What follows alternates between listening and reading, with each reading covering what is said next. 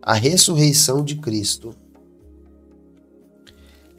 Agora, irmãos, quero lembrá-los das boas novas que lhes anunciei anteriormente. Você as receberam e nelas permanecem firmes.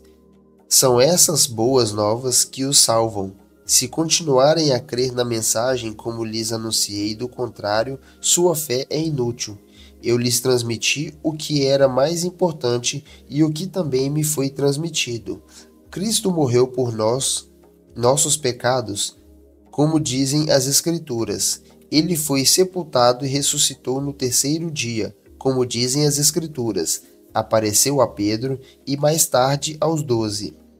Depois disso, apareceu a mais 500 irmãos de uma só vez, a maioria dos quais ainda está viva.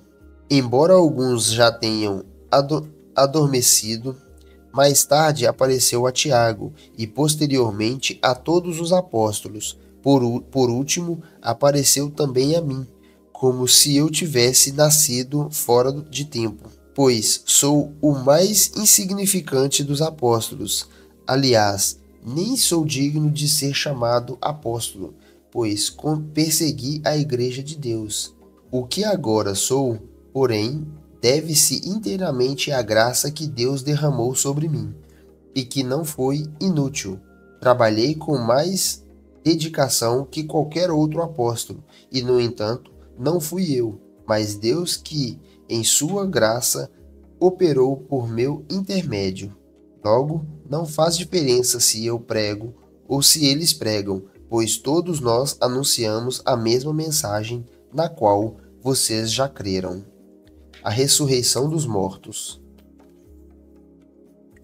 Pois bem, se proclamamos que Cristo ressuscitou dos mortos, por que alguns de vocês afirmam que não haver ressurreição dos mortos? Pois, se não existe ressurreição dos mortos, Cristo não ressuscitou.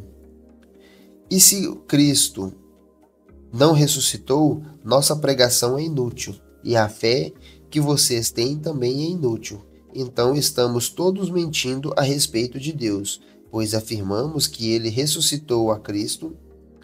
Mas, se não existe ressurreição dos mortos, isso não pode ser verdade. E se não existe ressurreição dos mortos, então Cristo também não ressuscitou. E se Cristo não ressuscitou, a fé que vocês têm é inútil, e vocês ainda estão em seus pecados. Nesse caso, todos que adormeceram, crendo em Cristo, estão perdidos. Se nossa esperança em Cristo vale apenas para esta vida, nós somos. Se a esperança em Cristo vale apenas para esta vida, somos os mais dignos de pena em todo o mundo. Mas Cristo de fato ressuscitou dos mortos. Ele é o primeiro fruto da colheita de todos que adormeceram. Uma vez que a morte entrou no mundo por meio de um único homem, agora a ressurreição dos mortos começou por meio de um só homem. Assim, como todos morremos em Adão, todos que são de Cristo receberão nova vida. Mas essa ressurreição tem uma sequência. Cristo ressuscitou como o primeiro fruto da colheita, e depois todos que são de Cristo ressuscitarão quando ele voltar. Então virá o fim, quando ele entregará o reino a Deus, o Pai, depois de ter destruído todos os governantes e autoridades e todo o poder.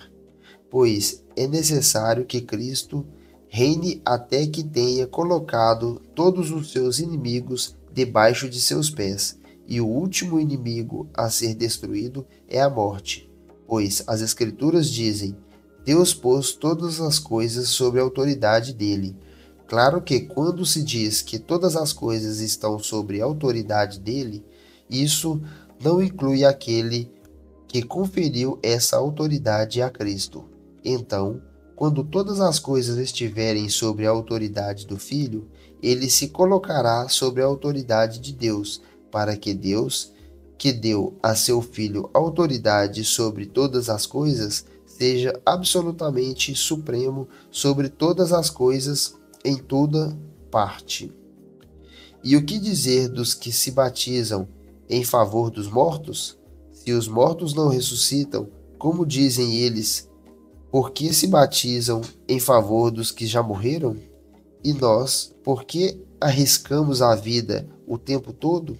Pois eu afirmo, irmãos, que enfrentam a morte diariamente, assim como afirmo que orgulho daquilo que Cristo Jesus, nosso Senhor, fez em vocês. E se não haverá ressurreição dos mortos, de que me adiantou ter lutado contra feras, isto é, aquela gente de Éfeso? E se não há ressurreição, comamos e bebemos, porque amanhã morreremos. Não se deixem enganar pelos que dizem essas coisas, pois as más companhias corrompem o bom caráter. Pensem bem sobre o que é certo e parem de pecar, pois, para sua vergonha, eu lhes digo que alguns de vocês não têm o menor conhecimento de Deus. O corpo ressurreto. Alguém pode perguntar: como os mortos ressuscitarão? Que tipo de corpo terão? Que perguntas tolas! A semente só cresce e se transforma em planta depois que morre. E aquilo que se coloca no solo não é a planta que crescerá, mas apenas uma semente de trigo ou de alguma planta. Então, Deus lhe dá um novo corpo, como Ele quer.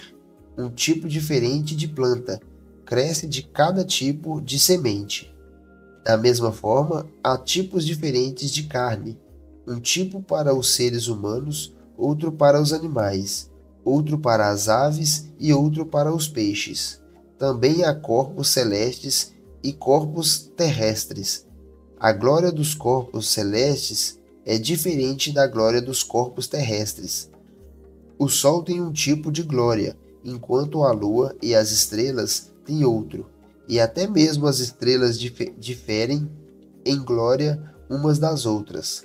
O mesmo acontece com a ressurreição dos mortos. Quando morremos, o corpo terreno é plantado no solo, mas ressuscitará para viver para sempre. Nosso corpo é enterrado em desonra, mas ressuscitará em glória. É enterrado em fraqueza, mas ressuscitará em força. É enterrado como corpo humano natural, mas ressuscitará como corpo espiritual. Pois, assim como há corpos naturais, também há corpos espirituais.